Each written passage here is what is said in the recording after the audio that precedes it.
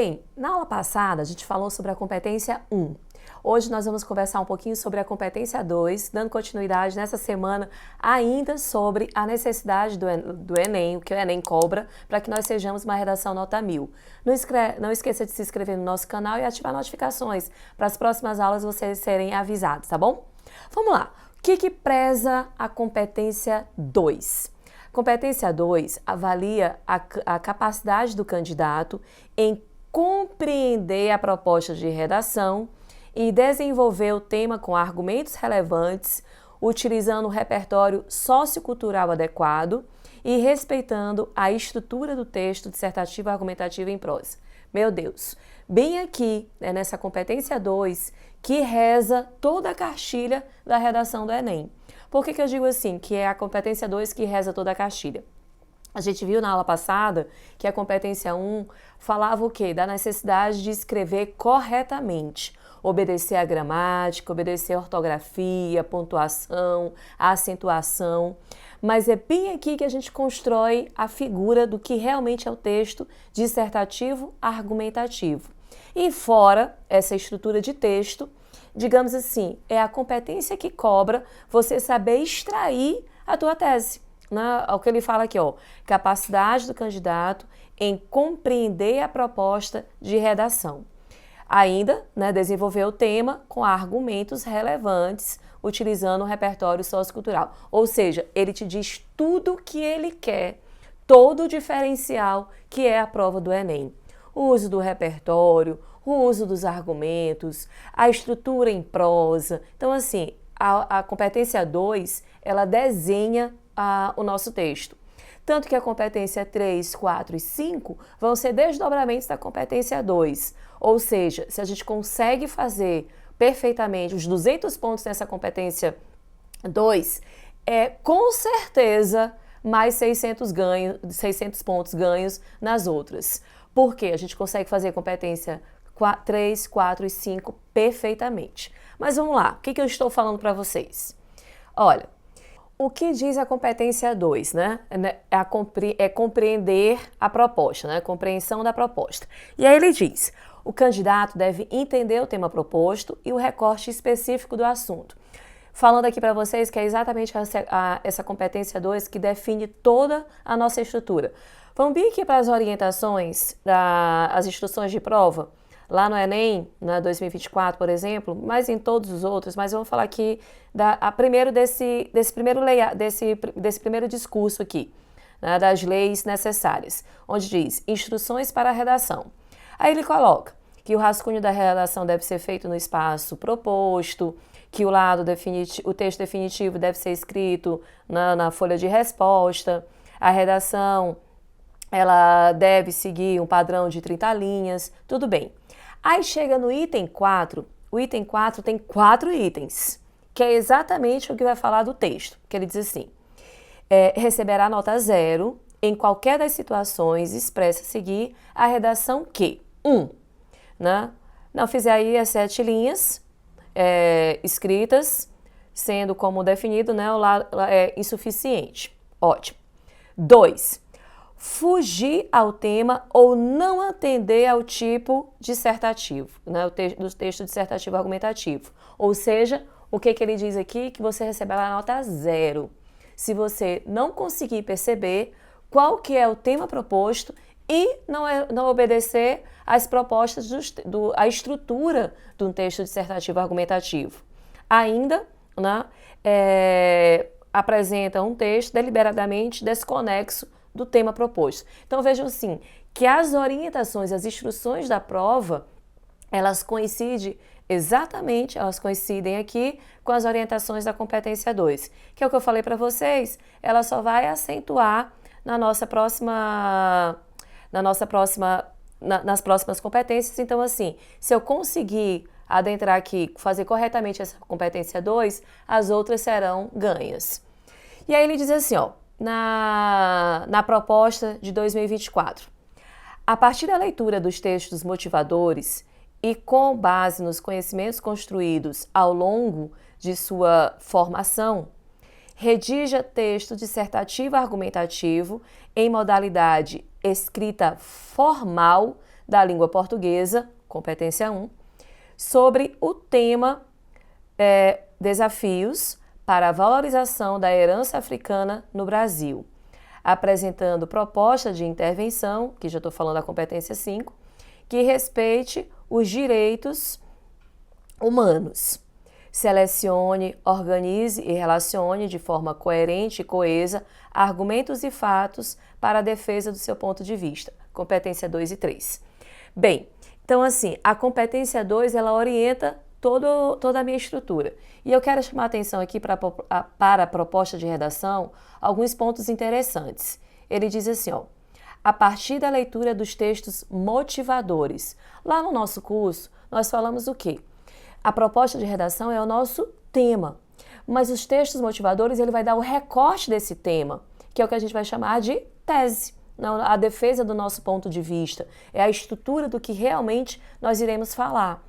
E quando a gente tem nos textos motivadores essa orientação, não esqueçam de pesquisar um pouquinho dentro da prova, que vocês também vão achar repertório, ou mesmo elucidar um pouquinho os textos motivadores. Aí ele fala outra coisa, conhecimentos construídos ao longo de sua formação. O que ele está querendo? A sua participação, a sua, digamos assim, a sua inteligência em selecionar os fatos relevantes, né? A ideia dos argumentos, né? Dos repertórios, todos que vão ser colocados. E aí ele fala, modalidade escrita formal, texto dissertativo argumentativo, modalidade escrita formal, correto uso da gramática, da pontuação, da acentuação, da ortografia, sobre o tema. Aí ele dá, apresentando proposta de intervenção, lembrando que a conclusão, que é a competência 5, ela necessariamente exige da gente uma proposta de intervenção, segundo, né, os valores dos direitos humanos. Pois bem, quando eu falo dessa competência 2, e eu já tenho um tema, não esqueçam que ele deu aqui o tema, né? Desafios para a valorização da herança africana no Brasil. Ele vai dar para vocês os textos motivadores. Quando a gente está falando de textos motivadores, é exatamente para a gente aqui, compreensão da proposta. O candidato deve entender o tema proposto e o recorte específico do assunto. Olha o que ele diz no texto 1. Aí ele coloca aqui 6 textos motivadores para a gente. O texto 1 diz, estou ali usando o dicionário, né, para definir o que é herança. O legado de crenças, conhecimentos, técnicas, costumes, tradições, transmitido por um grupo social de geração para geração. Cultura. Olha o termo, né? Ele está como proposta de redação, nós temos a herança cultural. Então, está repetindo aqui a ideia de cultura, herança como cultura. Aí vamos lá, texto 2, ele diz, as culturas africanas e afro-brasileiras foram relegadas ao campo do folclore com o propósito de confiná-las ao gueto fossializado da memória. Folclorizar, nesse caso, é reduzir uma cultura a um conjunto de representações estereotipadas, via de regra, alheias ao contexto que produziu essa cultura, reiterando o termo cultura. E ele, inclusive, diz aqui como é que a cultura está sendo trabalhada. Como é que ele diz? A ideia do folclore. E folclorizar, reduzir. Então, ele vê como não uma coisa positiva, e sim negativa. Estou mostrando para vocês que quando a gente vai lendo os textos motivadores, ele geralmente tem a palavra-chave, né? Ele vai resgatar aí, dentro da proposta, o que ele quer que se fale. E dentro dessa palavra-chave, ele vai dando o norte do que a gente deve pensar a respeito.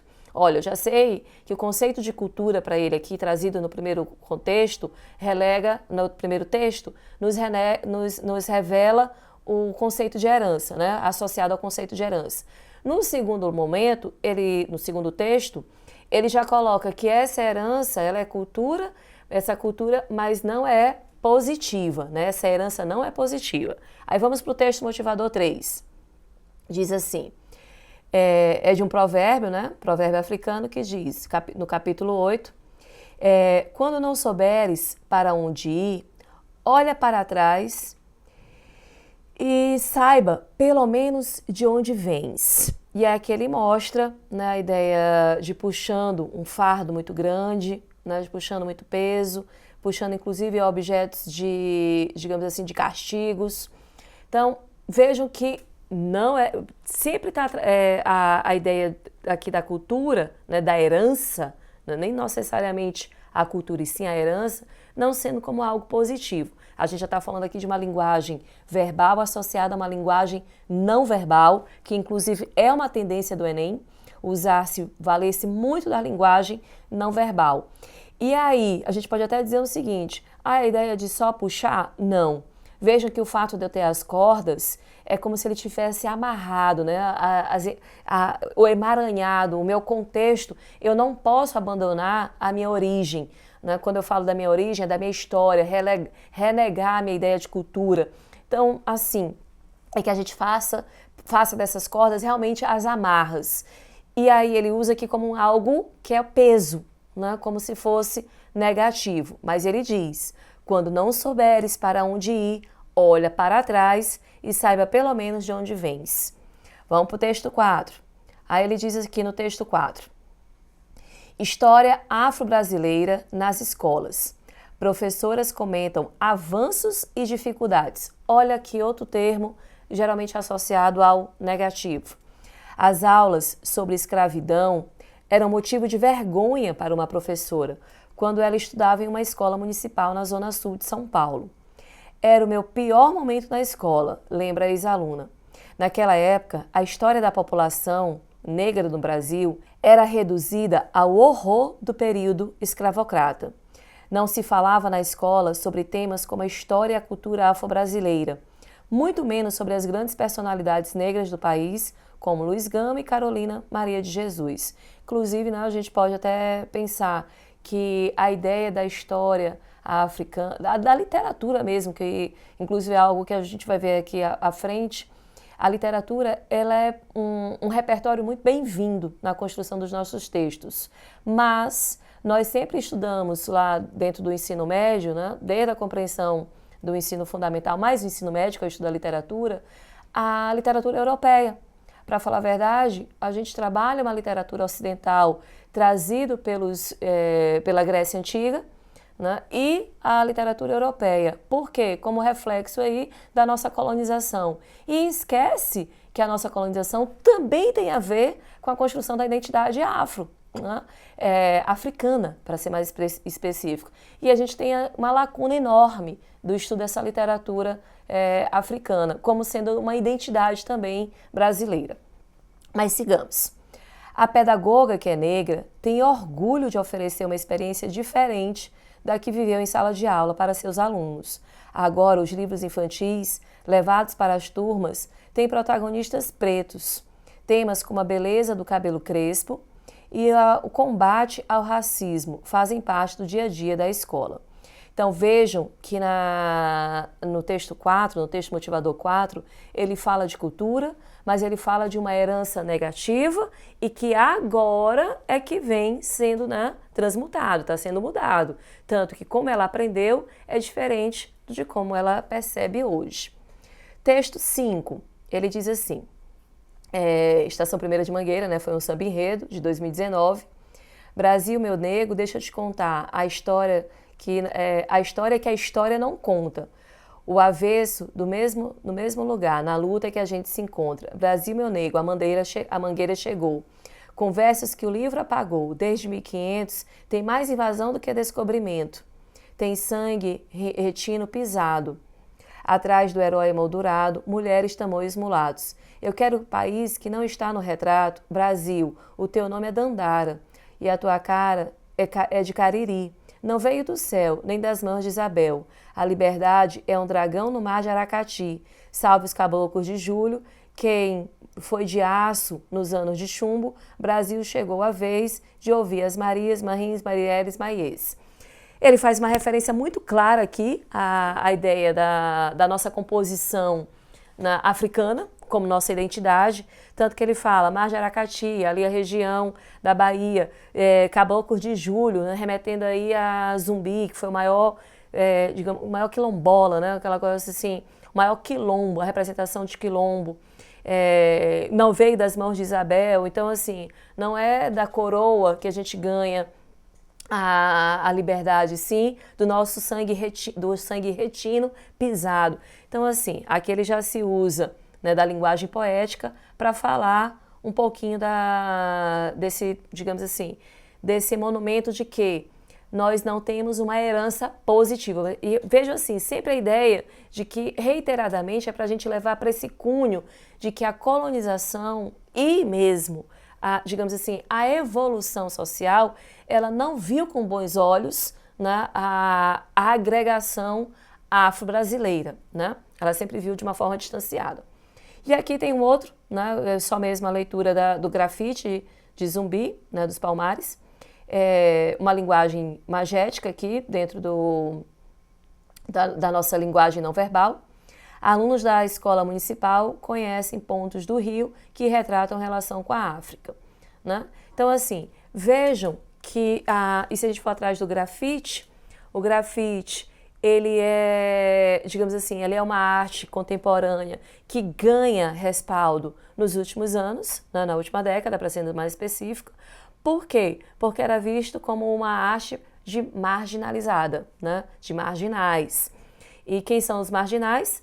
Exatamente as pessoas que estão à margem do nosso núcleo, né, do nosso centro. Então, vejam, aqui ele define qual é a minha tese. Quando ele fala lá na proposta que é para falar sobre a herança da cultura africana para o Brasil, ele está dizendo o quê? Para a gente falar das dores dessa herança. Os 6 textos motivadores não deixam isso muito claro, tá bom? Então, já temos o nosso recorte. O candidato deve entender o tema proposto e o recorte específico do assunto. Ele está falando que a herança é cultura e que essa cultura não foi vista, né, como deveria ter sido associada à cultura europeia, e sim como um momento de dor, de muita luta, né, de muita resistência, até quando ele fala da ideia do quilombo. Pois bem, desenvolvimento do tema. O texto deve apresentar um ponto de vista claro e defendê-lo com argumentos consistentes, utilizando exemplos, dados, citações e outras ferramentas de apoio. E aqui eu vou chamar a atenção para vocês nesses enunciados, quando ele diz argumentos consistentes. Evitem falácias. O que é falácia? Aquilo que todo mundo diz, né? O que todo mundo diz vai ser só uma contribuição de escrita no teu texto, na tua redação, mas não vai ser nenhum ganho positivo para a gente chegar lá na redação nota 1000, ok? E quando é que a gente usa, e como é que a gente consegue não construir falácias? Quando a gente dá exemplos, a gente pode remeter a outras culturas, ou a gente pode remeter quando eu falo, não só necessariamente, não estou falando necessariamente só dessa proposta que foi 2024, falando em forma geral, né? Utilizar-se, né, da ideia da história, da literatura, da sociologia, da filosofia, que são temas muito bem-vindos, né, para a construção desses exemplos e das citações. Os dados. E quando vocês derem dados, se preocupem em ambientá-lo, tá? Não coloque de uma forma genérica. Por exemplo, 80% da população. Quem disse isso? A gente vai fazer lá esse respaldo. E aí vamos falar desse repertório, que é o que dá o nosso discurso de autoridade ao desenvolvimento do tema. É o repertório sociocultural. Vejam que ele coloca como um dos itens obrigatórios na nossa construção na competência 2, o repertório sociocultural. E o que é esse repertório sociocultural? Demonstrar que o candidato pesquisou e se familiarizou com o tema, utilizando conhecimentos de diversas áreas e de diferentes fontes de informação. E aí, quando eu falo desse repertório sociocultural, não esqueçam do que eu falei a vocês, professor de português, que é corretor do Enem, ele é formado lá pelos anos 80, anos 90, e aí o que ele tem? Essa predileção por assuntos que envolvam o clássico. E aí vamos buscar literatura, sociologia, filosofia e, né, quando eu falo, inclui música também, música, filmes, mas algo que tenha relevante valor cultural, tá bom? Vamos nós. E aí a gente fala, né, para finalizar, entre os objetos da competência 2, a estrutura do texto dissertativo argumentativo. A redação deve seguir a estrutura básica desse tipo de texto, com introdução, apresentação do tema e da tese, desenvolvimento, argumentação e conclusão, reafirmação da tese e a proposta da solução, se for o caso. Não esqueçam que no texto dissertativo argumentativo, para o Enem, a intervenção ela é um item obrigatório na nossa conclusão. Então, não esqueçam que essa estrutura de texto tem que estar adequada ao nosso tipo. O que é? É escrito em prosa. O que é escrito em prosa? Parágrafos. Não esqueçam de que a gente tem que levar até o final da linha, porque isso vai dar a entender que você está escrevendo em versos, né? Então, a gente não se utiliza de linguagem poética, a gente usa a linguagem poética apenas como digamos assim, um repertório, mas a linguagem ela é formal, a estrutura é em prosa. E, como eu coloquei aqui, né, evitar características de outro tipo de texto, como o narrativo, né, ou mesmo o poético. A proporção entre as partes é esse outro ponto que eu acho interessante. O teu texto ele tem que ter uma simetria, ele tem que ser bonito logo na primeira vez que a gente pegá-lo. E aí, a introdução, os parágrafos de desenvolvimento e a conclusão devem ter uma proporção adequada, evitando que alguma parte do texto seja muito pequena e outra muito grande em relação às outras. Vamos estabelecer ali que a gente tem 30 linhas, e a gente está falando aí parágrafos de 5 a 7 linhas, né, para a gente estruturar.